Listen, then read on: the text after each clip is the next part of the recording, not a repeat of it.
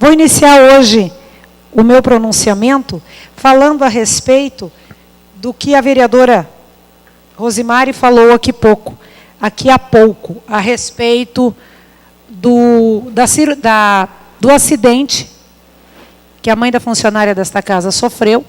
Foi no dia 14 e, pasme vocês, cirurgias que ela precisa fazer e por falta de um aparelho de R$ 6.500, essa pessoa está aguardando uma vaga e ela será removida para Aquidauana para fazer a sua cirurgia lá naquele município.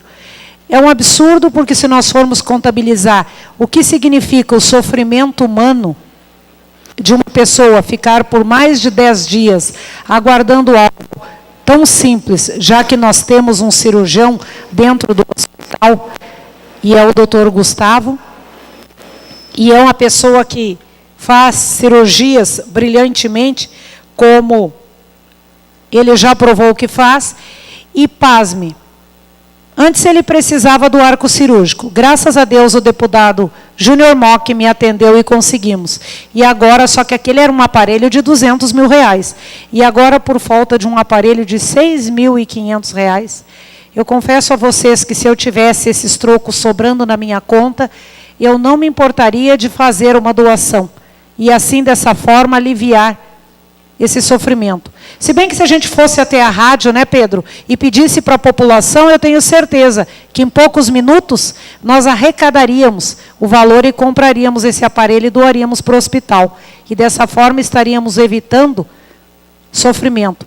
Porque o valor é irrisório diante de uma pessoa que fica mais de 10 dias quebrada, tornozelo, braço, clavícula, esperando e com o calor que estava fazendo. Vocês me desculpem a sinceridade, mas diante de um caso, onde um município tem 98 milhões de reais, está faltando gestão. Porque se esses aparelhos já estavam velhos, e por mais que talvez a Anvisa não tivesse anunciado que iria retirá-los, poderíamos já ter nos precavido e comprado. Agora já está a licitação aí, ela foi feita, anunciada no dia 16, e a abertura será agora, logo em seguida, se não me falha a memória, dia 28. Então, o problema é o sofrimento que causa.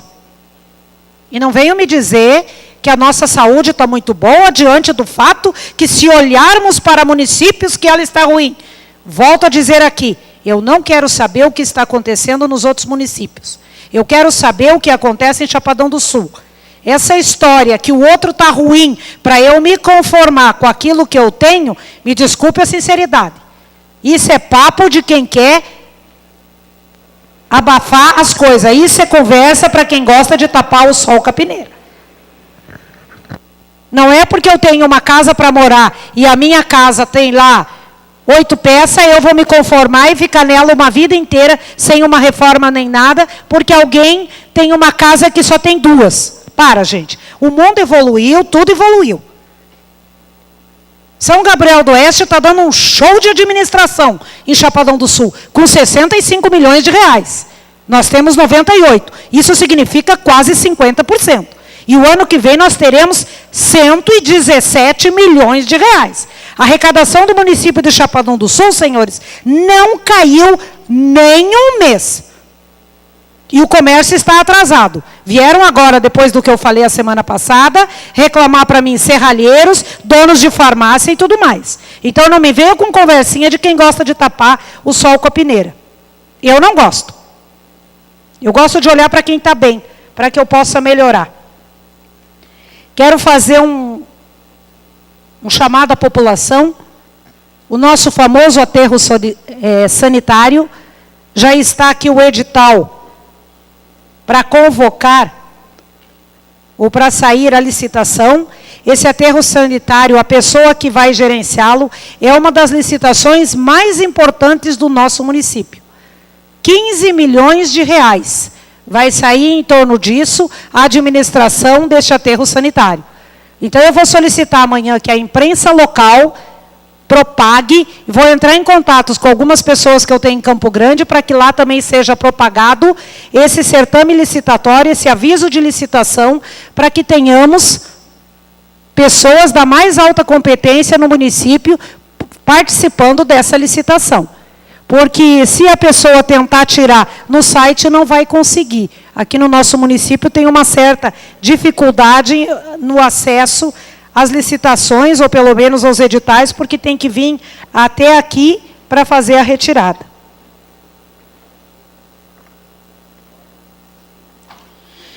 Com relação a essa situação,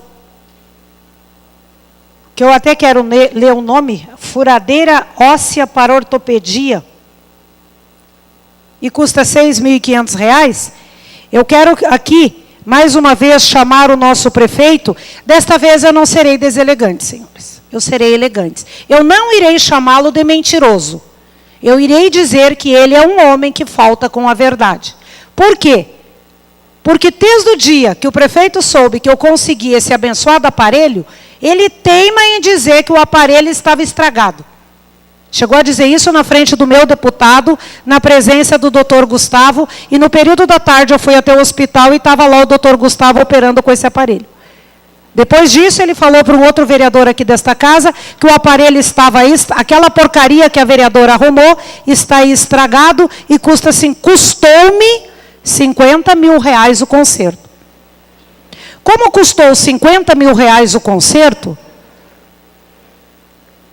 eu acredito que tenha sido feita uma licitação para o conserto. Mas se não foi feita uma licitação para o conserto, o que já está errado diante da 866, teve uma nota que pagou esse conserto. Como eu não gosto de mentira, vereadora advogada Karine, por favor, amanhã a senhora providencia o texto para mim do meu próximo requerimento para segunda-feira, onde eu vou solicitar o certame licitatório desse conserto e também, caso não tenha havido, eu vou solicitar a nota do pagamento. E aí, depois de esperar 15 dias, caso essa resposta não chegue, ou chegue, se ela não chegar, aí eu irei chamar o prefeito deselegantemente de mentiroso e vou entrar com uma denúncia junto à promotoria. Porque se pagou, se teve estragado, e ele disse isso para algumas pessoas aí fora e para um vereador desta casa. Então, alguma coisa deve ter de verdade, impossível que não tenha.